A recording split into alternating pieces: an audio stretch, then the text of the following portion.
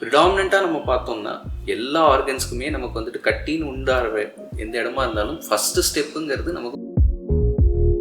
ரெண்டாவது விஷயம், சரி இது வந்து பயாப்சி சின்ன ஒரு சாம்பிள் மட்டும் எடுக்கிறோம், அதில் பரவாது, சர்ஜரி பண்ணால் கத்தி வச்சா பரவிடும் சார், எப்படி பண்ணுறது?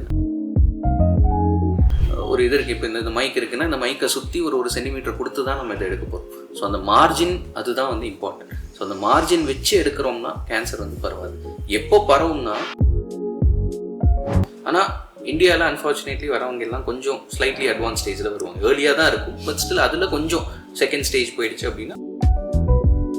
பெரும்பாலும் எல்லா இடத்துக்குமே நமக்கு வந்து இந்த அட்மிஷன் தேவைப்படுறதுங்கிறதுன்னு பார்த்தீங்கன்னா, even in very major procedures, அதாவது நான் சொல்கிறது வந்து ஒரு 10 மணி நேரம் 12 மணி நேரம் நடக்கிற சர்ஜரிஸில் கூட ஆவரேஜ் ஹாஸ்பிட்டல் ஸ்டேன்னு பார்த்தீங்கன்னா, குண்டாக இருப்பாங்க, நிறைய குழந்தைங்க இருக்கும், அவங்களுக்கு வயிறு ரொம்ப அப்படி பொதப்பதான் இருக்கிறவங்க, இந்தவங்களுக்கு தான் இந்த கேன்சர் வந்து காமனாக வரும் நமக்கு.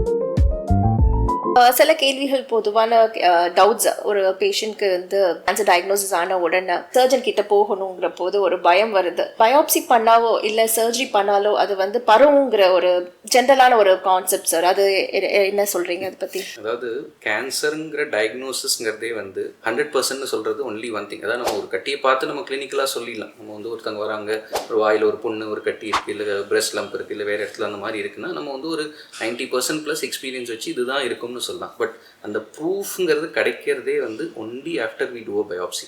ஸோ பயாப்சி இல்லாமல் கேன்சர் ட்ரீட்மெண்ட்ங்கிறது இருக்கானா? Almost never. I'm saying almost never. ஏன்னா சில உறுப்புகளுக்கு வந்து பயாப்சியும் ட்ரீட்மெண்ட்டும் சேர்ந்து நடக்கும். அதாவது லிவரில் இருக்கிற சில கேன்சர்ஸ் ஆப்ரேஷன் பண்ணுறதும் சரி, பயாப்சியும் சரி, ஒரே டைத்தில் தான் நடக்கும். அந்த மாதிரி சில உறுப்புகளுக்கு இருக்கும். பட் ப்ரிடாமினண்ட்டாக நம்ம பார்த்தோம்னா எல்லா ஆர்கன்ஸ்க்குமே நமக்கு வந்துட்டு கட்டின்னு உண்டாகிற எந்த இடமா இருந்தாலும் ஃபஸ்ட்டு ஸ்டெப்புங்கிறது நமக்கு பயாப்சி தான். கேன்சர் இருக்கா இல்லையா இதுதான் முதல் கேள்வி. அதை தெரியறதுக்கு நமக்கு பயாப்சி பண்ணால்தான் அதை கண்டுபிடிக்க முடியும். நெக்ஸ்ட் கேள்வி வந்து, அதாவது பயாப்சி ஓகே இது தேவைன்னு நீங்கள் சொல்கிறீங்க, இப்போ பரவுமா? அடுத்த கேள்வி. நிறைய பேர் எங்ககிட்டையும் கேட்டாங்கன்னா, சார் கத்தி வைக்கிறீங்க, இல்லை அது பயாப்சி எடுக்கிறீங்க, ஊசி போடுறீங்க, இருக்குமா? அது வந்து பரவறதுக்கு ஒன்றும் சான்ஸ் கிடையாது. சில உறுப்புகளில் சில வழியில் போகக்கூடாதுங்கிற மாதிரிலாம் இருக்கும். பட் பயாப்சிங்கிறது பண்ணுறதுனால எந்த கேன்சரும் நமக்கு வந்துட்டு பரவ போகிறதில்ல.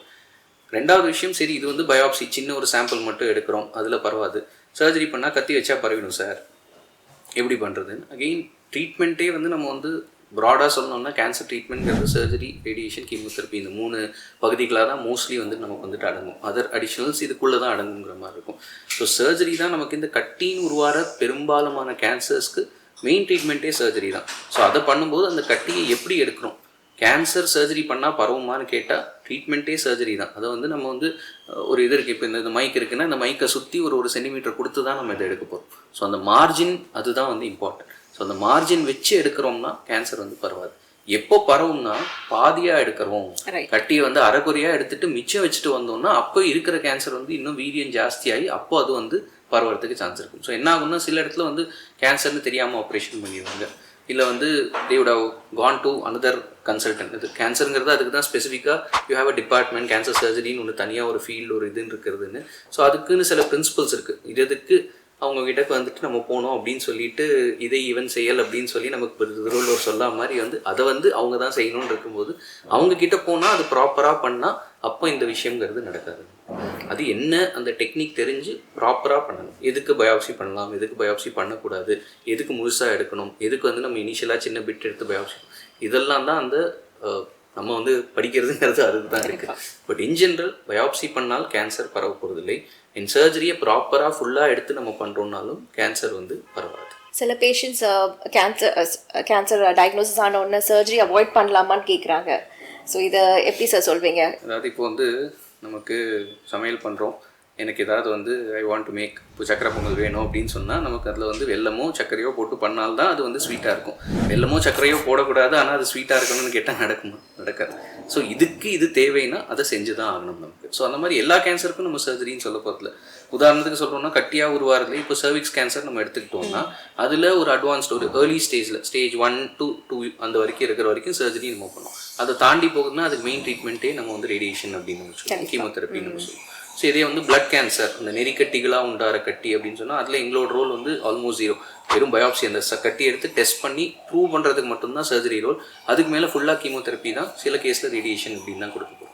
ஸோ இந்த கேன்சருக்கு இந்த ட்ரீட்மெண்ட் இருக்குது. அந்த மாதிரி இது எல்லாமே நமக்கு வந்து அதாவது one of the few fields where clear கட்டாக நமக்கு வந்து மேக்ஸ் மாதிரி நம்ம வழிபாடு மாதிரி சொல்லலாம். இது இருக்குன்னா இதுக்கடுத்து இதுன்னு சொல்லி சர்ஜரியாக இருக்கட்டும், கீமோதெரப்பியாக இருக்கட்டும், ரேடியேஷனாக இருக்கட்டும், என்ன டோஸு எப்படி கொடுக்கணும், என்ன மருந்து கொடுக்கணும், எப்படி சர்ஜரி பண்ணணும்னு எல்லாமே ஒரு கைட்லைன்ஸ் இருக்கிற ஒரு ஃபீல்டுங்கிறது ஆன்காலஜி.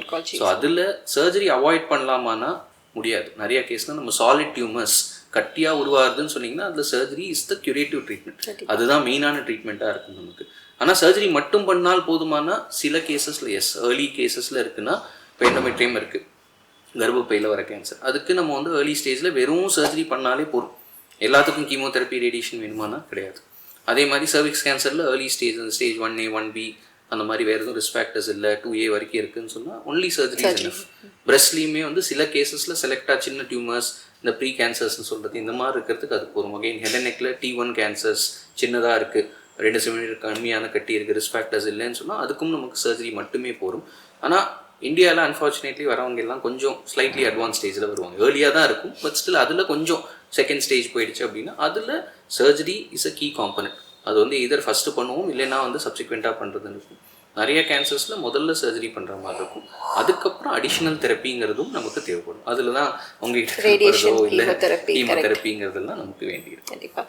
ஸோ யூஸ்வலாக வந்து முந்திலாம் வந்து சர்ஜரிக்கு அட்மிட் பண்ணாங்கன்னா 1 வீக் அந்த மாதிரிலாம் ஆகும் சார். இப்போ அதில் ஏதாவது சேஞ்சஸ் இருக்கா சார்? இப்போ ஏதாவது அட்வான்சஸ் இருக்கா? நீங்கள் எவ்வளோ நாளில் சார் டிஸ்சார்ஜ் பண்ண முடியும் பேஷண்ட்டை? இது வந்து காமனாக நிறைய பேர் கேட்குறது, எத்தனை நாள் நான் ஹாஸ்பிட்டலில் இருக்கணும் அப்படின்னு. சராசரியாக அஃப்கோர்ஸ் டிபெண்ட்ஸ் ஆன் என்ன கேன்சருக்கு நம்ம சர்ஜரி பண்ணுறோம், எந்த உறுப்பு எந்த மாதிரிங்கிறதுன்னு. பட் பெரும்பாலும் எல்லா இடத்துக்குமே நமக்கு வந்து இந்த அட்மிஷன் தேவைப்படுறதுங்கிறதுன்னு பார்த்தீங்கன்னா even in very major procedures, அதாவது நான் சொல்கிறது வந்து ஒரு 10 மணி நேரம் 12 மணி நேரம் நடக்கிற சர்ஜரிஸில் கூட ஆவரேஜ் ஹாஸ்பிட்டல் ஸ்டேன்னு பார்த்தீங்கன்னா 1 வாரம் 10 நாள். இது வந்து அந்த லெவலுக்கு மேஜராக பண்ணுறோம்னா. சின்ன கேன்சர் சர்ஜரிஸ் ரிலேட்டிவ்லி காமனாக நம்ம இது வந்து this will happen about 2-3 times a month இந்த மாதிரி இருக்கிற சர்ஜரிஸ் நமக்கு தேவைப்படும். பட் அதை தவிர டெய்லி நம்ம பண்ணுறது ஒரு 4 hours சர்ஜரி அந்த மாதிரிலாம் இருக்கிறதுக்குலாம் average times around 3 to 5 days. இப்போது சில கேன்சர்ஸ் லைக் பிரெஸ்ட் கேன்சர் இருக்குது, சின்ன ஓரல் கேவிட்டி கேன்சர்ஸ் இருக்குது, தைராய்டு கேன்சர் இருக்குது.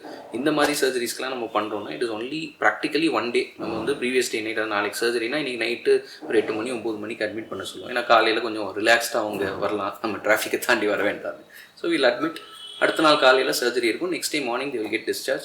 சில கேசஸ் சில சென்டர்ஸில் நமக்கு டே கேராக கூட பண்ணலாம். அதாவது ஏர்லி மார்னிங் நாங்கள் வர சொல்லிடுவோம் பேஷண்ட்டை. இப்போது பக்கத்தில் இருக்காங்க ஹாஸ்பிட்டல்லேருந்துன்னா we last time to come early morning around 6-6:30 வர சொல்லுவோம். ஃபாஸ்டிங்கில் வர சொல்லி மார்னிங் ஃபஸ்ட் கேஸாக நாங்கள் பண்ணிடுவோம். ஃபஸ்ட்டு சர்ஜரி முடிச்சுட்டு லேட் ஈவினிங் நைட்டு டிஸ்சார்ஜ் பண்ணுவோம், இல்லைனா அடுத்த நாள் மார்னிங் அந்த மாதிரி டிஸ்சார்ஜ் பண்ணுவோம். So 1 day or day care அப்படிங்கிற மாதிரியே இன்றைக்கி நிறையா சர்ஜரிஸ் லைக் பிரெஸ்ட்டு, தைராய்டுக்கெலாம் இது வந்து ருட்டீனாக ஃபாலோ பண்ணுறது. இன்ஃபேக்ட் கர்ப்பப்பை, நான் எண்டோமெட்ரியல் கேன்சர் சொன்னேன், யூட்ரைன் கேன்சர் பண்ணும்போது அதுக்கு காமனாக வருதுங்கிறது அது வந்து கொஞ்சம் ஓல்டர் லேடிஸ் ரொம்ப ஃபேட்டாக இருப்பாங்க. அவங்களோட அந்த ப்ரொஃபைல் மெட்டபாலிக் சிண்ட்ரோம்னு சொல்லுவோம். ரொம்ப ஃபேட் ஃபர்டைல் ஃபீமேல் ஆஃப் 15 சொல்லுவோம். ஸோ அது குண்டாக இருப்பாங்க, நிறைய குழந்தைங்க இருக்கும், அவங்களுக்கு வயிறு ரொம்ப அப்படி பொதன்னு இருக்கிறவங்க, உங்களுக்கு தான் இந்த கேன்சர் வந்து காமனாக வரும் நமக்கு. ஸோ அவங்களுக்கு முன்னாடி எப்படின்னா இது வந்து ஜஸ்ட் டாக்கிங் அபவுட் ஒரு 10 வருஷம் முன்னாடிலாம் பார்த்தோம்னா இவங்களுக்கு ஓப்பன் சர்ஜரி தான் பண்ணுவோம். ஏன்னா ஆன்காலஜியில் இந்த லேப்ரோஸ்கோப்பி, மினிமலி இன்வேசிவ், ரொபாட்டிக்லாம் கொஞ்சம் லேட்டாக வந்தது நமக்கு. ஏன்னா அது வரைக்கும் எல்லாம் ஃபுல்லாக ஓப்பன் பண்ணி பண்ணுறதுன்னு தான் இருக்கும். ஸோ சர்ஜரியிலேருந்து ரிக்கவர் ஆகிடுவாங்கன்னா அந்த புண்ணு ஆடுறதுக்கு ரொம்ப, ஏன்னா எவ்வளோ ஃபேட் இருக்கோ அந்தளவுக்கு அந்த புண்ணு ஆடுறதுங்கிறது அஃபெக்ட் ஆகும். ஸோ புண்ணுக்குன்னு சொல்லி அவங்க 1 வாரம் 10 நாள் இருப்பாங்க. இப்போது இந்த சர்ஜரிஸ்லாம் ஆல்மோஸ்ட் கம்ப்ளீட்லி லேப்ரோஸ்கோப்பிக் ஒரு ரொபாட்டிக்கில் பண்ணுவோம். ஸோ அந்த மாதிரி பண்ணுறோன்னா அதில் வந்து பேசிக்லி இதே 2 days தான் தேவை. Previous day night admission, next day morning surgery, அதுக்கு நார்மல் டயட் எடுக்கிற ஸ்டேஜுக்கு வருவாங்க. அந்த டயத்தில் we can discharge them. So most cases standard surgery is around 2 days maximum admission. சில பேருக்கு அந்த 5 days, this is 2 to 5 days is the average. So the day care chemotherapy மாதிரி day care surgery is possible. Definitely yes. So ஆகாரம் சொல்ல போதுதான் உங்களோட கண்டிப்பா patients தான் கேட்டிருப்பாங்க இல்லையா சார், டயட் என்ன சாப்பிடலாம் சார், இந்த சர்ஜரிக்கு என்ன சாப்பிடலாம், ஸோ நீங்க என்ன ஜெனரல் அட்வைஸ் கொடுப்பீங்க?